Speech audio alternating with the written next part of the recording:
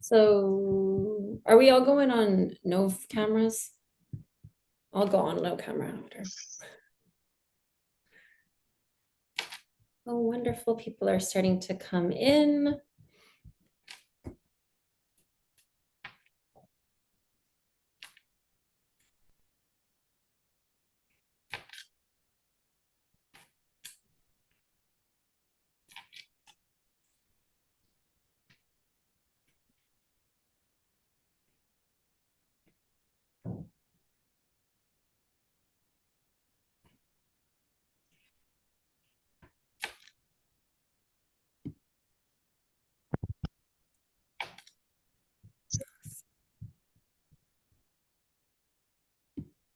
Hi, everyone. We see people starting to enter the room. So thank you and welcome. We're gonna wait a couple minutes, let more people enter, and then we'll get started. So thank you.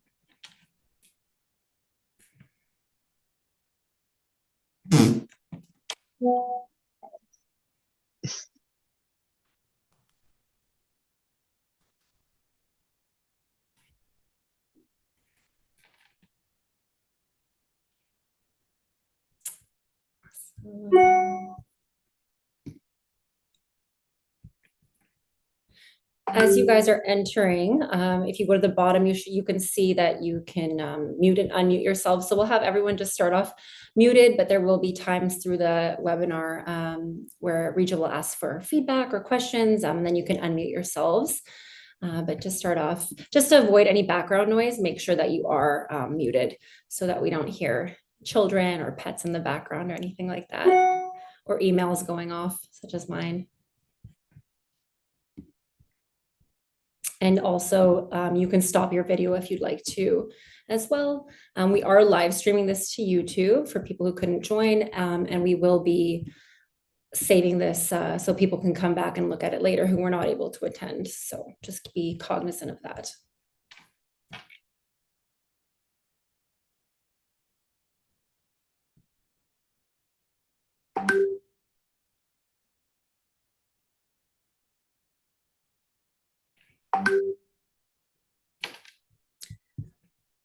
Awesome. And feel free to interact in the chat box. I hope that you can see it. There is a chat, I think, on the bottom as well. You can pop it out, and we'll be there to facilitate questions. You can introduce yourself, where you're from, if you'd like. You're welcome to remain completely anonymous, but we'll be collecting questions throughout the webinar as well in the chat box. If Rijo says something that resonates with you, you can send a thumbs up or a smiley face, whatever you want.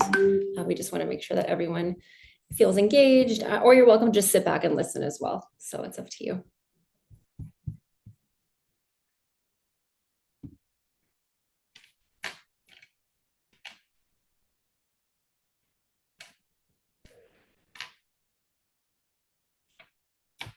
Alrighty. I think we're going to wait one more minute here, and then I'll get started with a formal intro of everybody. I think we had quite a few people sign up, so just want to make sure everyone gets a chance to join.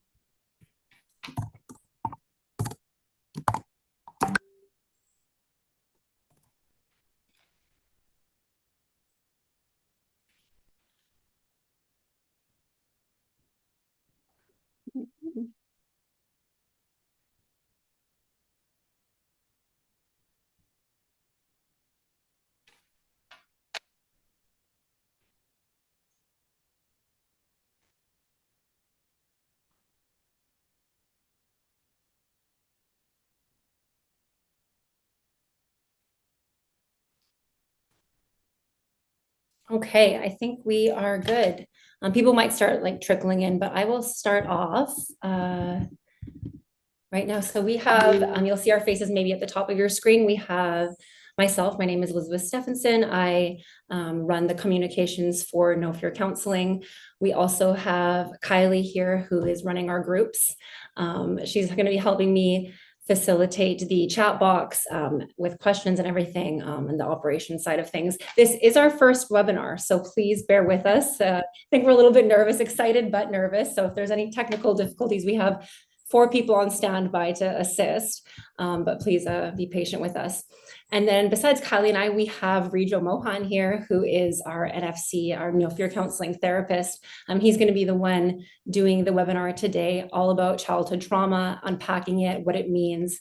And we're just so excited to start off the webinar series with this because it resonates with so many people. We got great feedback. So we're looking forward to it. And thank you, Rijo, for leading this.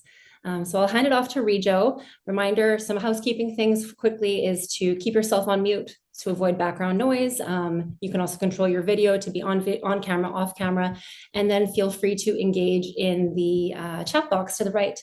Rijo will be asking some questions, giving moments for questions, and then at the end, a more formal Q&A period. So take it away, Rijo. Thank you so much.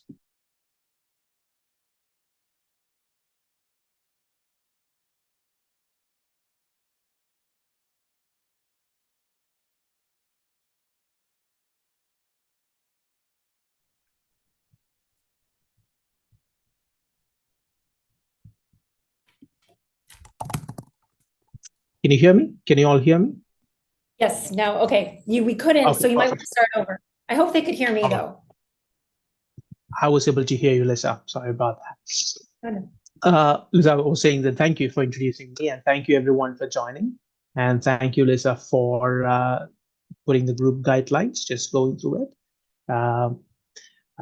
Thank you. The confidentiality, whatever we discuss here, I'm requesting all of us to keep it confidential. When I say confidential, I mean any information you get from me, feel free to share. But anything, if a person opens up about a distress or something, keep it completely confidential. But I'm hoping that we wouldn't open up a distress because that can be triggering to others. So we're going to do it in a way where you can ask me questions, and I'll be answering it as much as possible. Do you respect the privacy? Participate. This would be boring if you don't participate. I can keep speaking, but I'm hoping you would participate. Ask me questions. Stop me, put it in the chat. Lisa would look into it and would let us know too. Lisa and Pally would do that. Before I proceed, I want to take us through, before we discuss about any other topics, let us talk about what is counseling, right? Now, I request you to take a moment to either put it in chat or you can unmute yourself and you can say, what is counseling? What is your definition of counseling? Anyone out there? Do you want to put in the chat? What do you think is counseling? What happened? What do you think happens in this therapy space? I'll jump in. Okay. Thank you. Counseling is a tool that you kind of provide and gift yourself to be able to navigate all of the things that you're just not supposed to be able to navigate on your own. So it's an incredible resource to really learn more about yourself, to learn how to better connect with others, and yeah. Thank you, Kyle. And yes, that is part of what counseling. I see what Rahel has mentioned about a place, a safe, a place to talk, and Blessy has mentioned a safe space to process emotions and thoughts with a licensed professional. I appreciate the word licensed professional. Thank you so much. And there's a reason behind it, because in BC, as far as I understand, counseling is not a licensed professional. It's a registered body that we have. So there are a lot of people out there who would call themselves counselors, but they are not. And that's where No Fear Counseling comes in. We make sure that when we call somebody a counselor, they have at least a master's degree. And we make sure that our counselors have supervision. It's very important that our counselors have supervision and they are taken care of. So those are the things we look into it. Melissa mentioned help with inner conflict. Thank you so much. Thank you so much for mentioning that. All these things together, but just to put it in a different perspective, counseling is almost as though you're looking into the mirror, right? The mirror does not come out and help you do things, but it reflects to you your strengths and the concerns that you have been through. And that is one of the primary responsibilities of a counselor, because some people feel that going to a counselor means they're going to give you advice. And I often say this, if a counselor is giving you advice, you got to cross-check what is happening. Right? You got to cross-check. You got to be like, okay, is that counseling or is that coaching? Is that concern?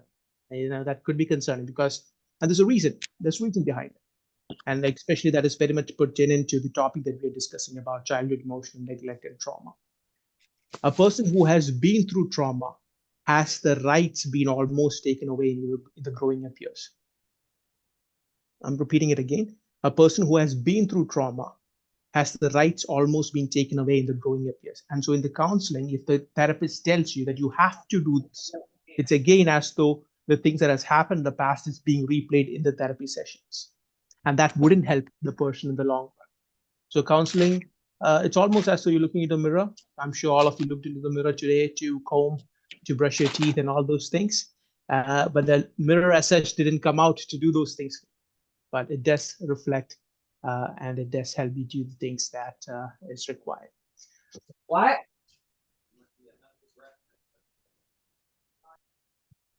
Okay. I would request you to mute if possible. That's okay. Sorry. Okay. Now, there are a few objectives for this session. So we are going to explore what is trauma, understanding what other childhood neglects that can happen. And sometimes some of the topics that we are going to discuss today can cause some of you to feel a bit triggered, right? So before we proceed with what is trauma, I would like you, with your permission, to do a small exercise with me. It is a trauma-informed exercise. And I will, towards the end of our session, towards the end of our presentation, I'll explain as to how this is important. I want you to look around and observe 5 things that you can see. Observe 5 things that you can see. And if you can name it, great. And then look around and hear 4 things. Close your eyes if possible and observe 4 things that you can hear. Now slowly touch 3 things around you and see how it feels like. Now slowly observe 2 things that you can smell. And if you have anything with you, take a sip of that, and that would be one thing to taste. Now this exercise is called 5, 4, 3, 2, 1. The reason why we do this exercise is to make sure that you feel grounded. So anything that we discuss going forward, if it makes you feel distressed, please make sure that you use your 5 senses to come to the moment. And that will help you feel more grounded and stop you from feeling distressed. Now we are going to this topic. What is trauma? If you can unmute yourself or put in the chat, it would be of help. What, according to you, is trauma?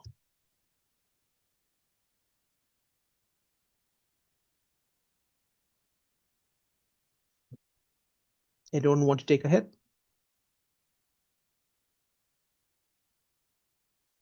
All right. If you want to put in the chat, feel free to do so. Now, trauma is when we experience, like someone did say, something that happened to you that still affects you negatively. Thank you. Thank you. Uncomfortable events. Okay. Severe pain inside. Yes, true. And that is very somatic. I mean, I want to take a moment to address that. Severe pain inside. And trauma as such does cause somatic sensation, right? The pain and all, you are able to feel it in the body. A situation where I felt uncomfortable and helpless. Yes. Unwanted memory flashbacks. Thank you. Yes, it is all that. So trauma is when we experience very stressful or frightening or distressing events that are difficult to cope with or are out of our control. It could be one incident or an ongoing event that happens over a long period of time. Most of us will experience an event in our lives that could be considered traumatic, but we won't all be affected in the same way. And that is an important aspect for us too, because the same situation can happen to two people, and the outcomes that happens can be two different things. One person can become very anxious, and the other person can become very avoidant. The same trauma, but causing one person to feel anxious and the other person to feel be avoidant. And trauma can happen at any age, and it can affect us at any time, including a long time after the event has happened. Let me emphasize on something. I saw this in the chat too. Let me emphasize, therefore, there's a difference between trauma and traumatic event. Trauma is what happens within you when an event, because of an event that is happening outside. I repeat, trauma is something that happens within due to an event that happens outside. Let me give an example. Imagine a child who is growing up in an environment where his parents are constantly fighting. The child would not feel safe because his or her primary source of safety is with the caregivers. And then when the parents quarrel, the child feels that the environment is not safe. This can lead the child to feel unsafe within themselves. This feeling of unsafety usually gets interpreted as lack of love, that the parents don't love me. But in reality, that might not be the case. The parents are just fighting, but the environment as such becomes hostile, and therefore the child as such feels not safe, and the child as such feels that there's a lack of love. And they feel that they are the reason, and some kids feel that they are the reason why the parents are fighting. They feel a sense of responsibility, even though they might not have anything got to do with the quarrel. This lack of love the child internalizes is called trauma. And the event that is happening outside is called traumatic event. I hope that is very, very, very clear. What happens within you is a trauma, and what is happening outside is traumatic event. And the reason why we're telling this is because in counseling sessions, what we're dealing with is trauma. We cannot change what has happened, but we can go to that inner child who has felt the lack of love, and we can allow that child to express that. And when the inner child healing happens, that is when we say the inner child work is done, or that's when we say that, yeah, the healing has happened. Any questions so far?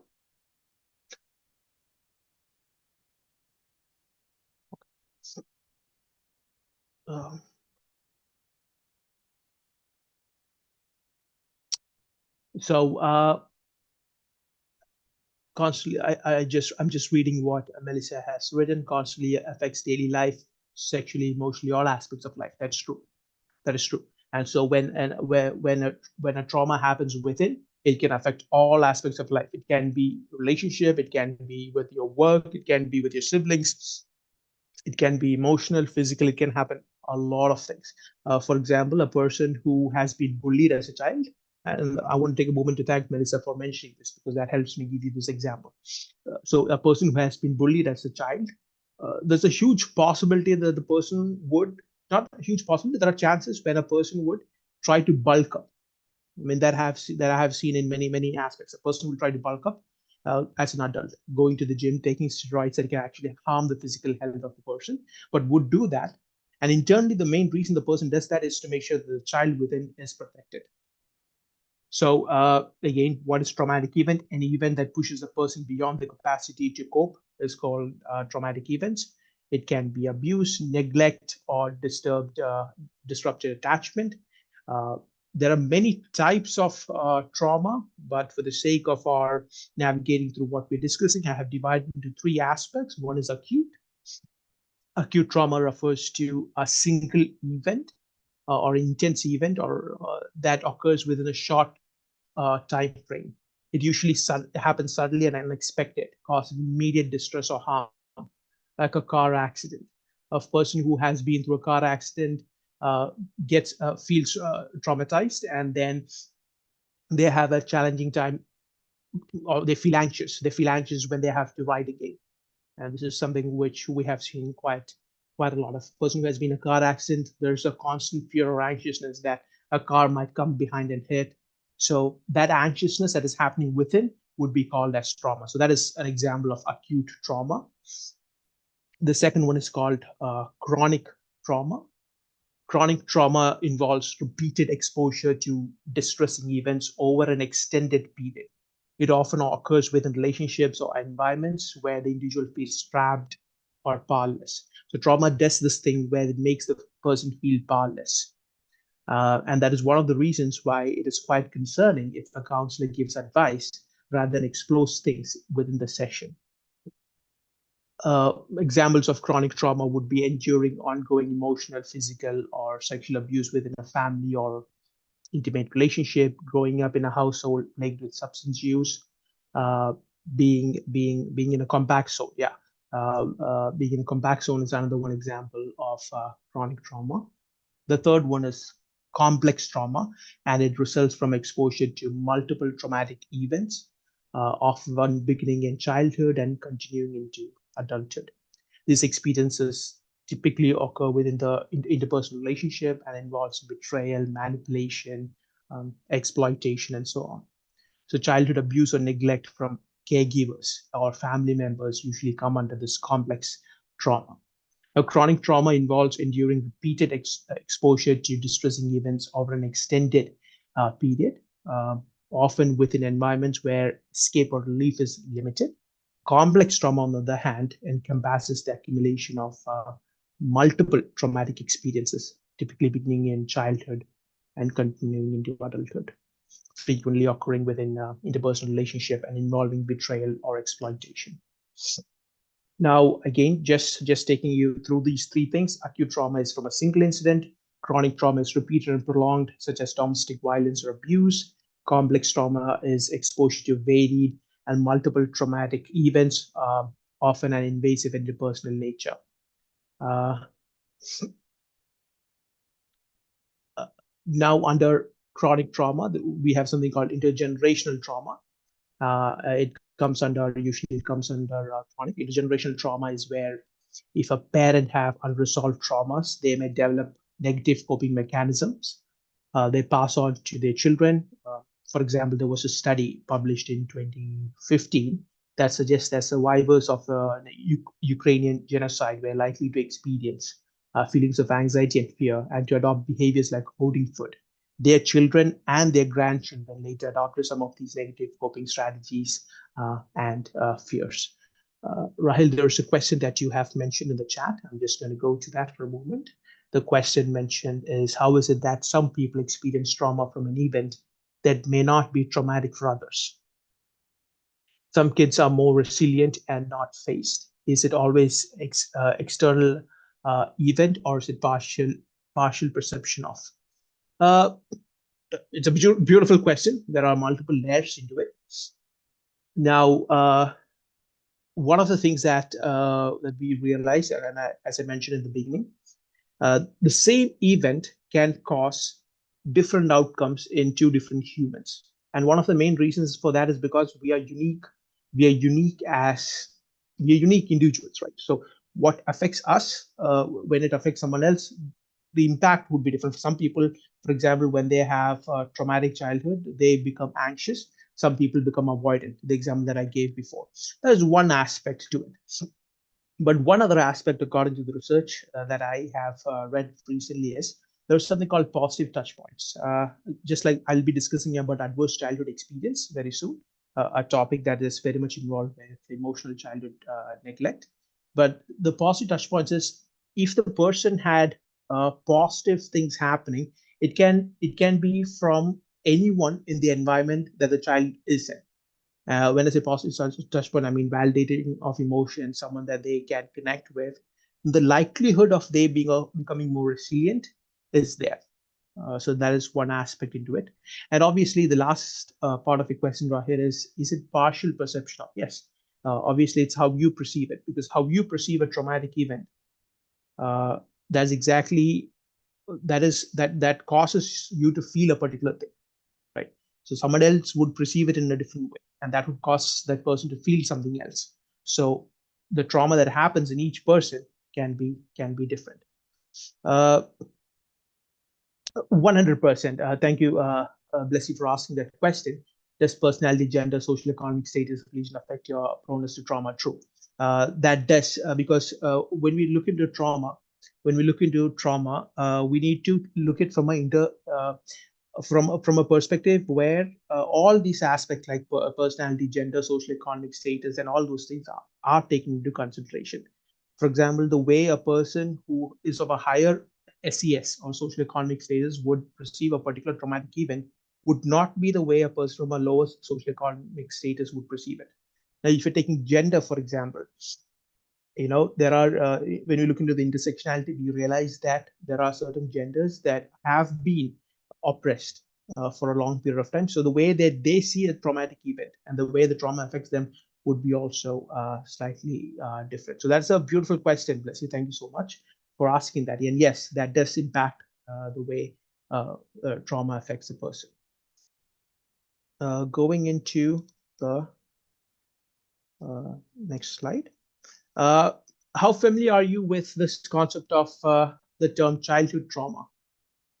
Anyone wants to put that in the chat? How familiar are you with this term, childhood trauma?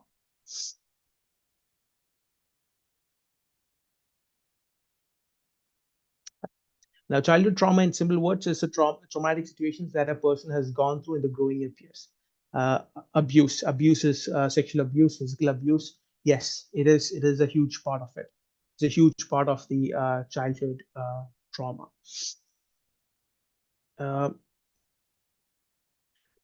Now, exploring the childhood trauma, we have to explore the adverse experiences that a child feels or goes through before the age of 18. That's usually what contributes into the childhood trauma. Adverse childhood experiences are negative, stressful, traumatizing events that occur before 18, and it usually causes health concerns across the lifespan. There's actually a questionnaire to assess the adverse childhood experiences, and that is usually made into three categories. One category is the abuse that Blessy had mentioned. The other one is the neglect, and the third one is the household dysfunction. So these are the three ways in which we assess if a person has been through adverse childhood experiences. Children with ongoing toxic and stressful maladaptive behaviors, they usually have been through these adverse childhood experiences. Now, when I say abuse, it can be physical, it can be emotional, it can be sexual. When I say neglect, I'm talking not just about the physical neglect, but also the emotional neglect.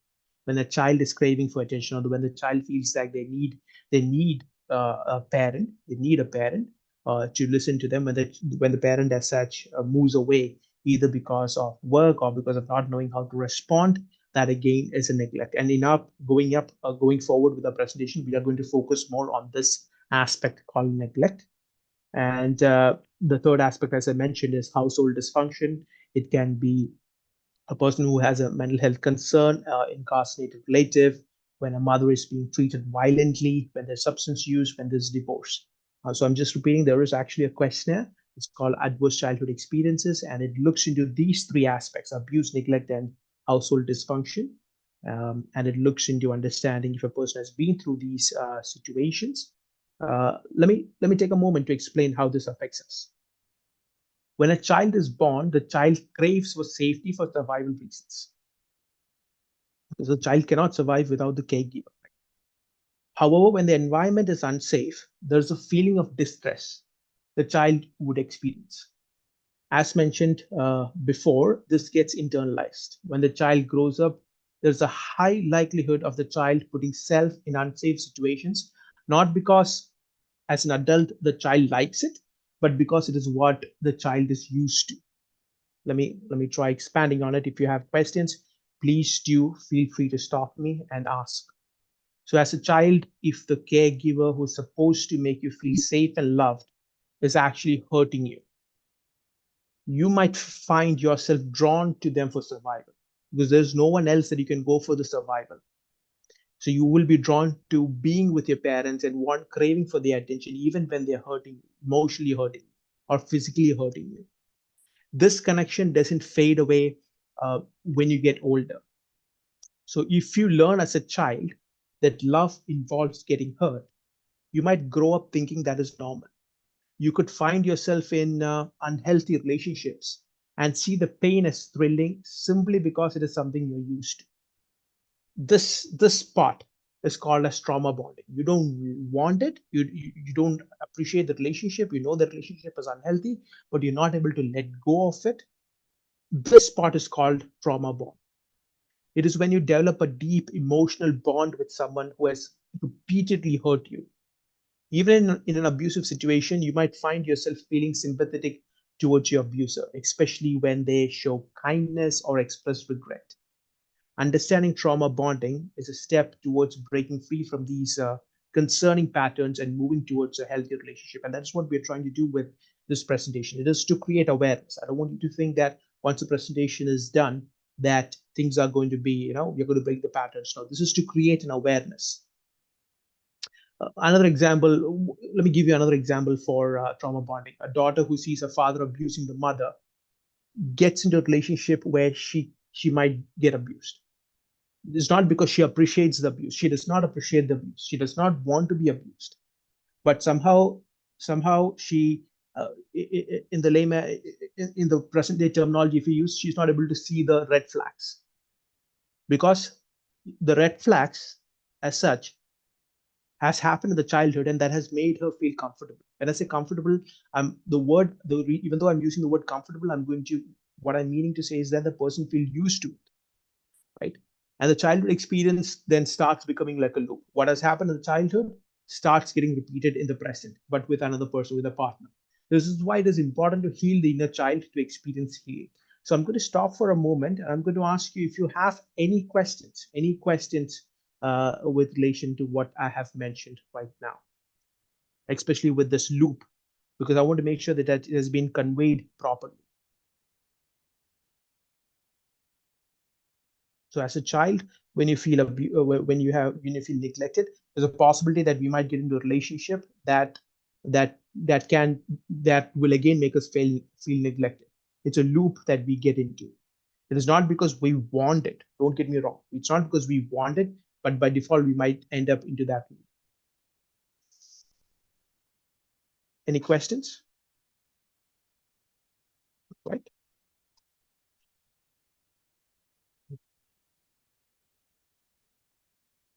Now, childhood emotional neglect is when a parent fails to meet the child's emotional needs during the earlier years. Uh, okay. During the early, sorry for the, yeah. During the earlier years, it involves being unresponsive, unavailable, and limited emotional interactions between the person and the child. Children's emotional needs for affection, support, attention, or competence are ignored. It can manifest in various ways, including caregivers failing to recognize or respond to the child's emotional needs, dismissing or invalidating their feelings, or being consistently emotionally unavailable. It's just like I often say, it's not about what has happened. It's about what was supposed to happen but did not happen.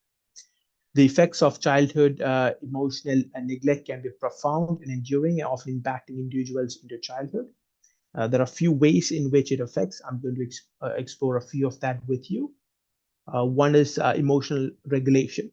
So a person who has gone through childhood emotional neglect can have a concern with emotional regulation. Adults who experience childhood emotional neglect may struggle with regulating the emotions.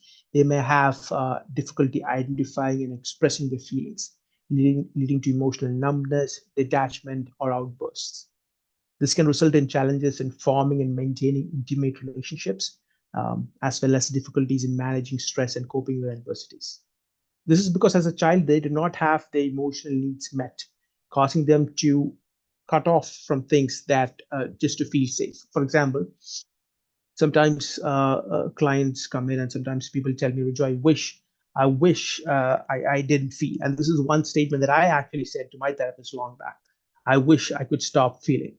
Because as a child, when you start expressing your emotions or you start expressing the way you feel, and if you're being constantly shut down or constantly being cut off, then you might develop a way to cut off from emotions, because that is a way to keep you safe. It is very much safe to be in your thoughts. But when you're being in emotions, there's a possibility of getting hurt. But that is where the healing also happens. So I often say that just imagine there's a hot pot, right? There's a hot pot, boiling water, and I touch it and I don't feel anything. Now that actually is a concern, because if I feel the heat, I'm going to take it back. So if I don't feel the heat, and I won't take take my hand back, and yet I will get burned. And there's a terminology for that. That's called leprosy. That's called physically. That's called leprosy. If I'm not able to feel, uh, you know, if I'm not able to sense using my skin, then there's a possibility that I have leprosy. Now, when a person says that I don't want to feel, I often say, "Are you looking for emotional leprosy?" I often bring that up. Are you looking for emotional leprosy? Because feelings have hurt in the past. But the moment we learn to self-soothe and self-regulate, then we would be more than happy to connect with our emotions, because emotions are giving meaning. Emotions are telling us some things. So a person who has been through childhood emotional neglect often has a challenging time connecting with the emotions, and would want to separate self completely from that kind of, or any kind of emotion that can cause hurt. Or they can be adults who would have emotional outbursts, because as a child, when you have an outburst, there's a possibility that the parent as such would pay attention or would be there. So then they feel that the only way to get attention from their partners, or only way to get attention from anyone, is to have an emotional outburst, and it becomes like a behavior. The second way it affects is the self-esteem and self-worth. It affects the self-esteem and the self-worth. Childhood emotional neglect can undermine a person's sense of self-esteem and self-worth. Growing up feeling not important or unseen by caregivers may contribute to feeling of inadequacy, shame, and self-doubt in adulthood. This can affect various aspects of life, including work performance, social interactions, and overall well-being.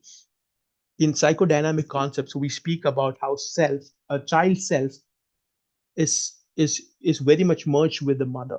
So when a child is born, the child and the mother, they see it as one unit. The child sees the mother and the self as one unit. Uh, Psychodynamic lecture. There's a person called Winnicott. He also speaks about it.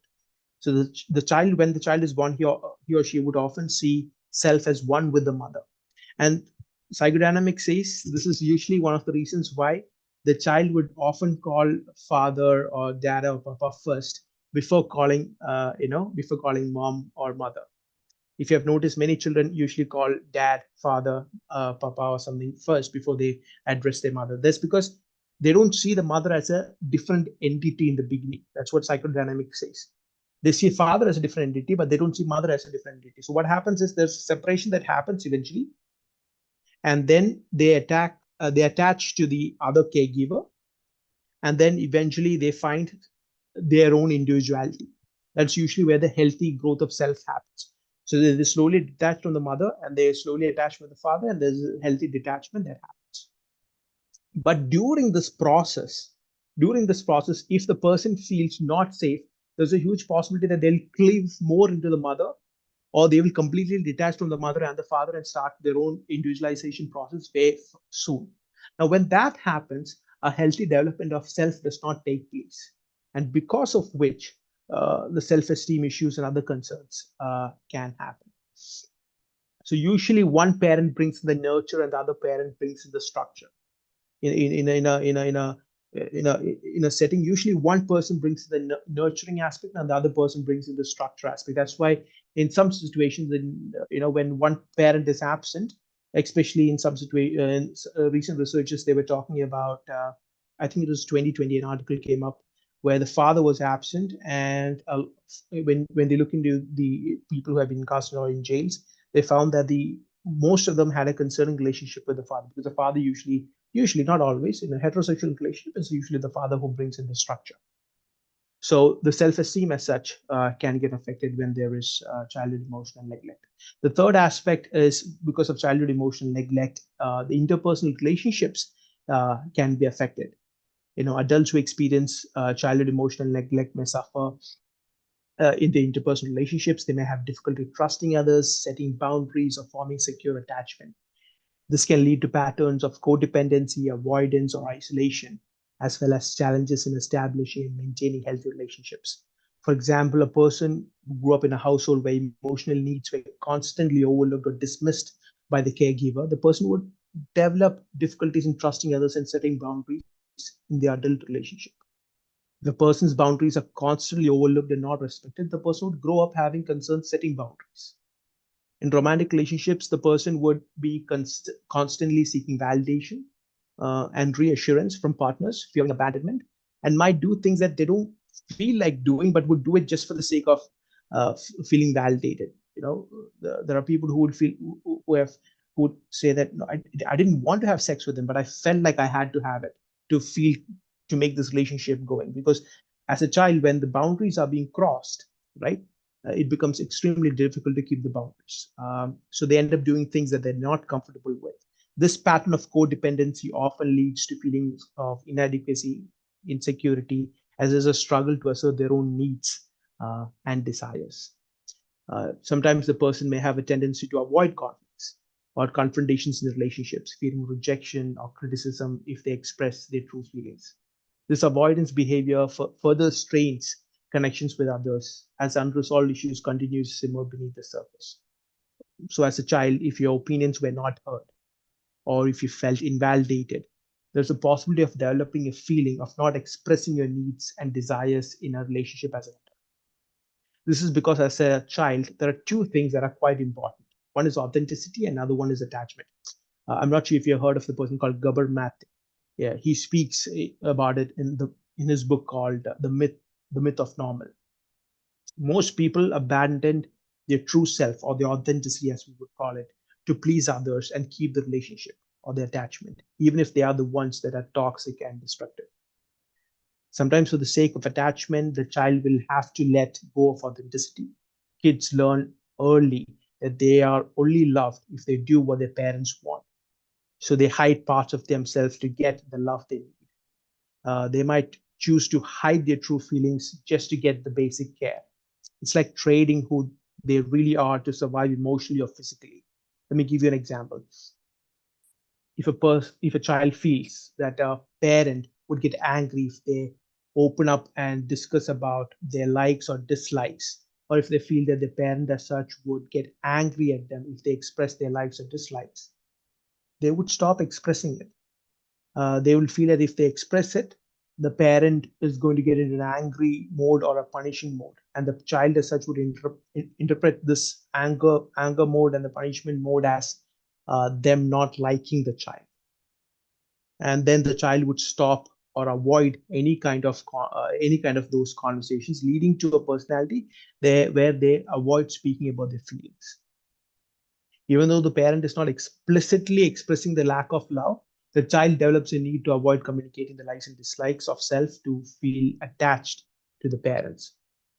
Because that attachment is extremely important in the early childhood, because that is where the child feels secure. That is where the child as such feels that they can feel safe. So for the sake of feeling safe, the child would stop communicating what they would feel. Later, when the child grows up, they might get into a relationship that has similar patterns, where the person feels like the opinions cannot be stated. So internally, there's a feeling that my voice cannot be heard as a child, and then you get into a relationship that you're familiar with, where the person also might find it difficult to express their opinions. So you end up repeating the same cycle of neglect. Let me repeat that once again. As a child, you feel that your voice cannot be heard, so you stop doing that, and then you get into a relationship. There's a possibility that the person can get into a relationship where again the same pattern of not being able to express opinion happens, and so it's the same cycle keeps repeating.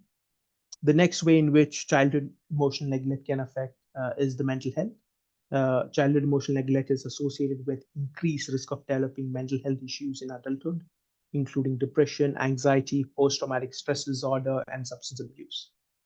Unaddressed emotional needs and unresolved trauma from childhood can contribute to ongoing psychological distress and difficulty in seeking help or support. And the last way, the last way that we're going to discuss today is the self-identity and purpose. Um, Adults who experience childhood emotional neglect may grapple with issues related to self-identity and purpose. They might struggle to define their values, goals, and aspirations. Addressing these emotional wounds are extremely important. So sometimes when they have a concerning relationship, and we're going to talk about one kind of parent that's called Gnostic parenting style. When there is certain kinds of parenting styles that happens, and the child is not able to differentiate self from the parent, the child as such would reach a point where the child feels like, I don't know what I want. What are my likes? What are my dislikes? And sometimes even the growing up, if a trauma happens, this can happen to the person, feeling like I do not know what I like and what I know, what I don't like. And this is usually a resultant of childhood emotional neglect. Before I go to the next slide, I know this is a lot of information. How are you all feeling? How are you all doing?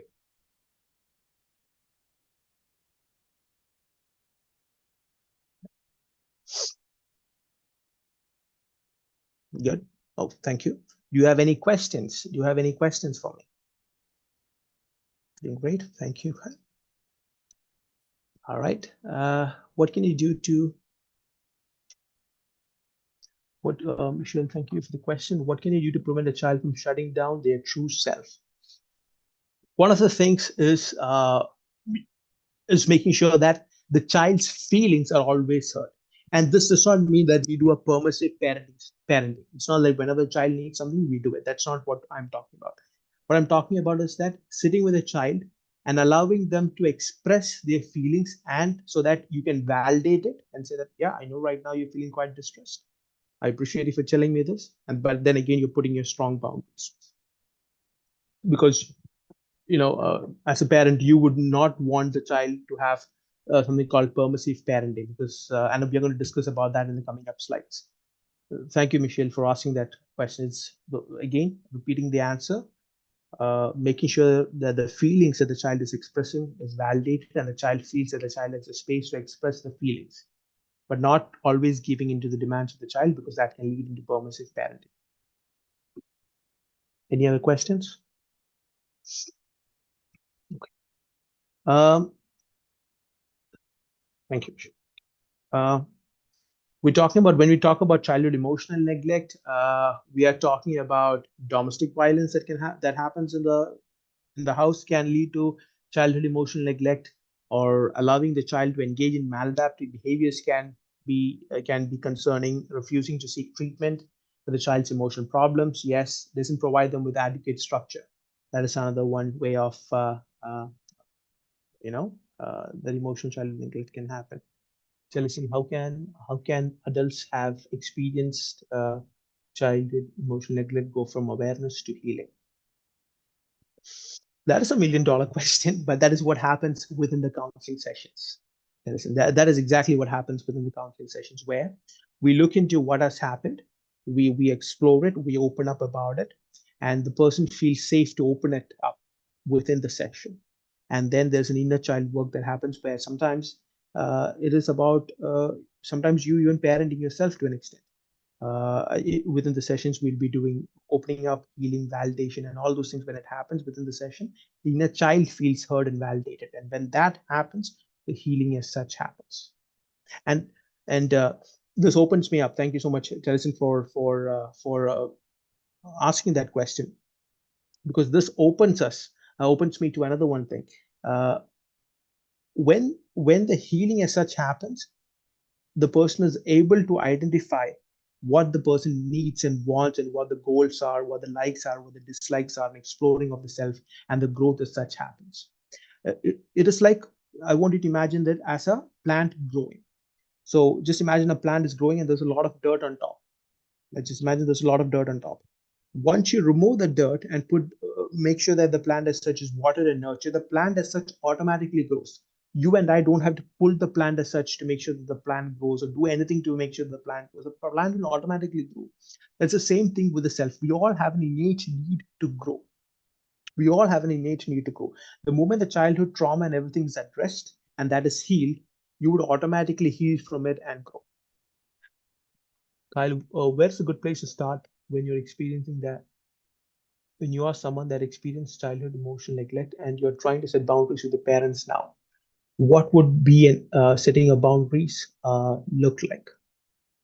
Thank you, Kyle, for that question. So, what would be an example of setting a boundary look like? Now, when we talk about setting boundaries, there are three things that we need to take into consideration. One is self, one is other, and one is the context. For example, right now, I'm here presenting, you are here listening, and the context is the webinar, right? So there are three aspects that's always in play when we're dealing with another person. Oh, can you hear me? Is my audio clear right now? Okay. All right. So I'm going to just repeat again for the sake. I'm this time. Okay. Thank you. I'm just going to repeat. I'm going to repeat what I said. So there are three aspects into play: self, other, and the context. I gave the example. Right now, it's me presenting, all of you listening and asking me questions, and the context is the webinar. So when you keep a boundary, you need to look into your feelings, feelings of the other person, and the context that is happening. So, for example, if I'm in a conversation with, let's say, my mother wants to talk to me right now, uh, uh, and she's keeping on calling me, I would probably pick up the call and say, "Hey, thank you so much for giving me a call right now. Right now, I'm busy. I will be getting back to you." So I'm addressing what I want. I'm also addressing what they want, and I'm putting a boundary. Or this is what is happening right now, and therefore I cannot do that. So you're setting a boundary. You're addressing your needs. You're addressing other person's needs, and you're being very clear with the context. I hope that answered the question, Kyle. If not, please to ask me. Okay. But the first question, where's a good place to start when you are someone that experience and you're trying to set boundaries? So the best thing would be, actually the best place would be to start healing and opening up about your childhood emotional neglect and the trauma that has happened. A counseling place and therapy would be the best way to do it, because as a child, your needs were not met. You as a child, when I say your needs, I'm not meaning you, Kyle, but I'm meaning in general. When the person's needs are not being met, the person will not have a sense of self. And so when there is no sense of self, it's easy to cross the boundary, right? So in sessions, what would happen? In sessions, what would happen is uh, when the healing of the inner child happens, the concept of self would start developing, and that would help. All right. Just going through the next few moment. Now I'm going to take you through a few parenting styles that can be concerning. Uh, one of the parenting styles is called a Gnostic parenting style. Now, a Gnostic parent makes decision based on what's best for them, but children, of course, know nothing about selfishness and narcissism, so they definitely will believe that their parents' selfish decisions arise from love and care. So Gnostic parents are unable to see or hear the child or connect with your inner self. For the Gnostic parent, the child is often an extension of self. So if a child experiences that, the person would grow up not knowing what they really want in their life. Gnostic parents would make it's almost as though a Gnostic parent would be like, you have to dress up well. If you don't dress up well, it's going to look bad on me. You made me look bad. You made me feel this way. So the child is made to feel that they have to take care of the feelings of the parents, right? Now, the word is Gnostic. That can be a very strong terminology or a word, but that is usually what this kind of parenting is usually called.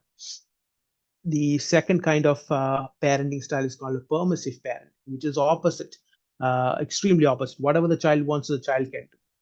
There's absolutely no consequences. There's absolutely nothing that the child needs to be concerned about, quote unquote. Uh, because many times parents do that because they have a conflict within, by saying no to their child. So to make sure that they don't have the conflict, they don't say no to the child, or they don't keep strong boundaries. It can lead to the child to have lack of inner resources when it comes to dealing with conflicts of the real world. The child usually does not get enough feedback, and so the child is left to figure out what he or she is good at and what their boundaries can be. So there's a sense of loss that the child can feel. And then another one is an authoritarian parenting style. They are very rule bound, restrictive, and very punishable. They're very punitive in nature.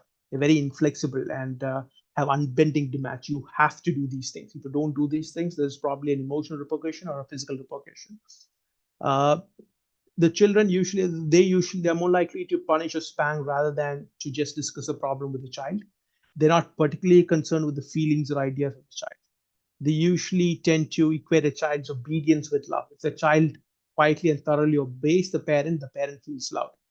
If the child disobeys the parent, feels disrespected and rejected. Again, the child as such does not have an opportunity to develop a sense of self. Uh, then a person who is an addicted parent, if a parent is going through addiction, there's a lot of inconsistency that happens in the family environment. The child does not know if the child is going to get into a house that has, let's say, a father who is sober and happy, or a father who is drunk and probably going to create a ruckus. So that itself creates a lot of anxiousness, and this anxiousness can grow as the child grows and can make the child feel anxious as an adult. These are a few of the concerning parenting styles. Just going through so usually when we go through these traumatic events, we usually develop four kinds of trauma responses. One is flight, one is fight, one is freeze, and one is fawn.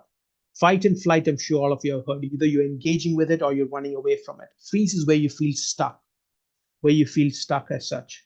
Fawning, on the other hand, is a people-pleasing response, where you feel as though you have, even when you are stressed and when you're overburdened, you feel like you have to be there for others to take care of them. You're completely neglecting the concept of self at that point. So that is one other way the traumatic events can create a response within you.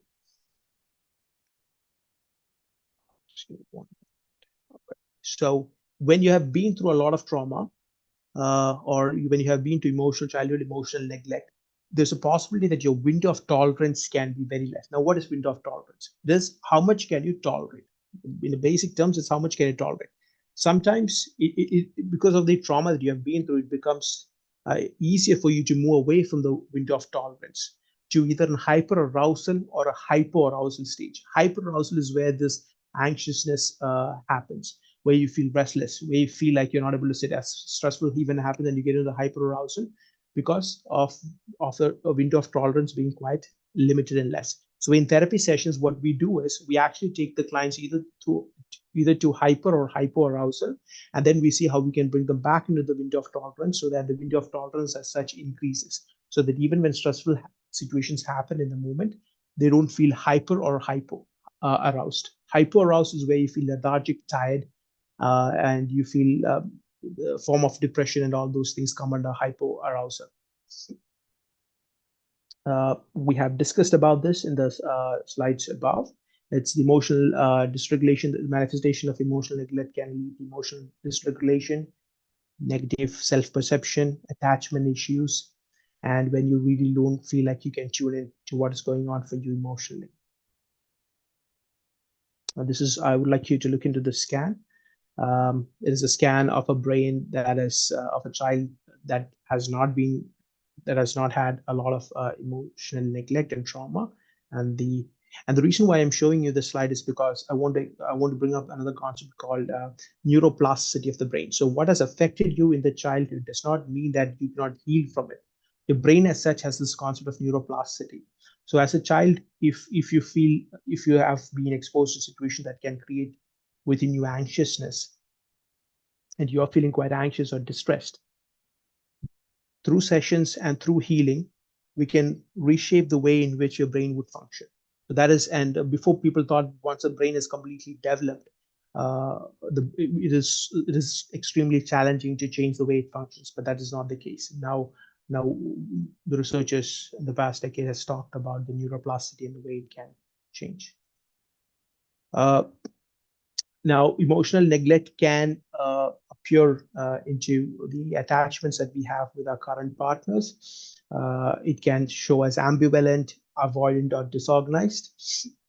And usually, a person who has been through emotional neglect shows either an avoidant, ambivalent, or disorganized attachment styles. Do you have any questions for me?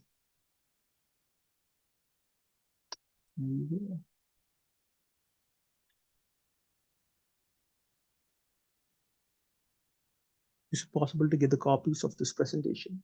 I will leave that with Kyle and Lisa. Can I go back to the previous slide? This one? No problem. No problem. Yes.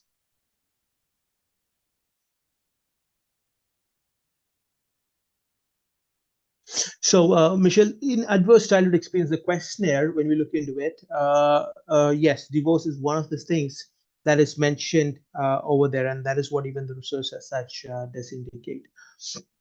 But again, if let me put it this way, if there's a constant cheating or constant fight and all those things that is happening, then the child as such is going to feel distressed in that household anyways. So it's about, okay, if I leave, I'm going to make sure that the child as such does not get exposed to these things. So that aspect is also there. But according to the child adverse childhood experience, the child as such has a possibility of feeling that a separation is happening because of the child. That is what the psychodynamic theories would suggest. Thank you for asking that question.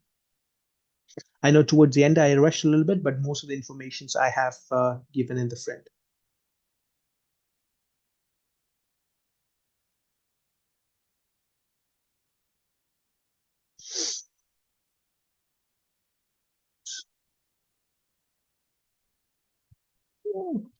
When you say there's a correlation, I am can you expand on that question? Tell us. A person who has, let's say, ADHD, because of various factors, can experience childhood emotional neglect. But if you're asking if childhood emotional neglect can cause ADHD, there's no research for that. But a childhood emotional neglect can cause trauma. And in the last few years, we have been discussing about how some of the symptoms of trauma and some of the symptoms of ADHD are very much related, or symptoms are similar, right? So that part is there. I'm not sure if that answers your question, Jellison. When you mention clients, thank you, Sri, for the question. When you mention clients stating, I don't feel like it's quite deep. How do you respond to that? Oh, so yeah. Well, when they respond to that, I actually sit with it because they don't want to feel, because feeling as such has made them feel unsafe, right? Feeling as such has made them feel hurt. So I sit with that hurt and the pain, and then we explore into understanding how that might be coming from the childhood. And then I also give them this. Eventually, I give them this example where I say, okay, if I touch a hot object, what happens? And if I don't feel it, so that example that I gave, I often bring that up. Thank you, Sri, for the question. Thanks. I wondered about trauma and ADHD.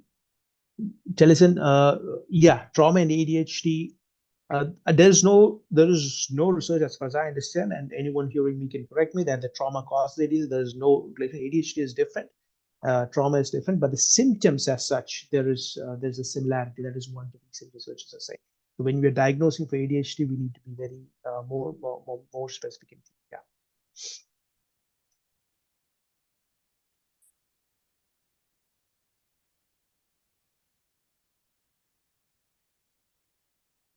I mean, I feel I have trouble feeling emotions, especially in my body, because of childhood trauma. Are there therapy techniques that can help with that? One of the techniques that one of a basic techniques that I often do is when I explore with my clients about what they feel, I slow the process. We slow the process as much as possible, so the person as such can feel. Eventually, you will feel. So, as the healing happens, eventually you will feel. If you don't feel, that's because there's a disconnect that has happened. So, like, observe your body. Where in your body are you feeling? Okay, let's sit with that for a moment. Initially, the person would not be able to feel it. Eventually, the person would be able to feel it. And then there are other techniques too. For example, a person who has a trouble experiencing emotions in the body. Let's say a person experiences tears. Tears is another way of saying that the person is feeling sad. So I'm like, okay, where last time when you cried, how did you feel? How did you feel in the face? We look into those aspects too. EFT could help definitely. Definitely. Yes. We slow the process, we sit with the body, we understand what that feeling, the body as such is telling. Yes.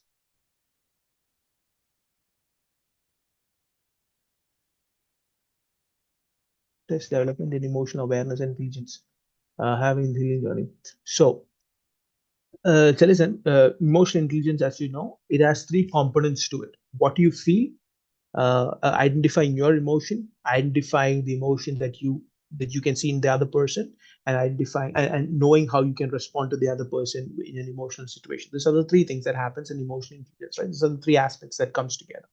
So yes, in a healing journey, sometimes a person in the beginning of the healing journey might not be able to identify the emotions of self or the emotions of others, but eventually the person as such would be able to identify the emotions itself, emotions in the other, and seeing how he or she can respond in that moment. So in that way, yes, it does have it does develop emotional intelligence, because emotional intelligence, as you know, has these three aspects: what you feel, what do you think the other person feels, or what do you feel the other person feels, and how do you respond when you know the other person is feeling a particular emotion. Those are the three things that comes or creates emotional intelligence. So we will be having another webinar next month on stress management. It'll be different. The dates and everything, Lisa would be sending it out. If you all could join, that would be of help. And thank you everyone for joining. One of the things that I mentioned before, this session is to create a sense of awareness. This session, I know it has been overloaded with a lot of information because it's 1 hour and the topic is as deep as the ocean. So I had to rush through a lot of things. So that is one of the reasons why I rushed through a few things, but I'm hoping I have touched a few things and it has created some kind of awareness. The next part would be to meet with a counselor and to work on your inner self and to heal. And so when you're looking for a counselor, I would always recommend make sure that the counselor has at least a master's degree, has supervision, is under a licensed body and all that. In No Fear Counseling, we make sure that happens. We have, I often say this, you name a concern that you're going through, we probably have a counselor who specializes in that field. Awesome. Okay, thank you so much, Rijo, and thank you everyone who tuned in today. We were really happy to see people engaging in the chat, and it was very valuable. So thank you, Rijo. I'm going to be sending a follow-up email with Rijo's presentation, the live link, as well as some extra resources that we've pulled together around the topic of childhood trauma. At the end of the email, you'll also find a survey, which I would love if everyone could please fill out. It just helps us grow and learn for next time so we can keep delivering valuable content to all of our clients. So email will be sent probably early tomorrow. And once again, thank you so much. The webinar webpage on our website will have the upcoming webinar when we list it, probably end of April, as Rijo said. So stay tuned, and you'll also get an email about that once we have it. So thanks everyone. Have a lovely evening.